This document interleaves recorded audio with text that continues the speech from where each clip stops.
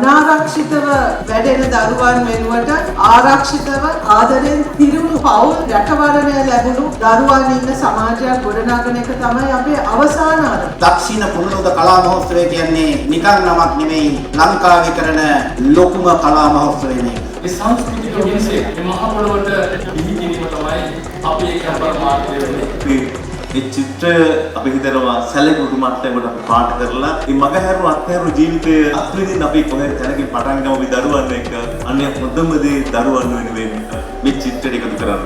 මේක කරන්න කොටවත් නෙමෙයි. අපේ ඇත්තට ජීවිතේ අපිට නමත හොයාගන්න අපි කිව්වේ හම්බුනේ සන්තුට්ටි පරම ධනං කියලා. සතුට පරම ධනයයි. අපි පොහොසත් වෙන්න හිතන්නේ රුපියල් 7 වලින් විතරක් නෙමෙයි. අපි සතුටෙන් ජීවත් වෙනවා නම් අපිට පොහොසත්කම තියෙනවා. ඒ නිසා අන්නේ පොහොසත්කම මේ ජන ජීවිත වලට එකතු කරන්න මේ වැඩසටහන සංවිධානය කළේ.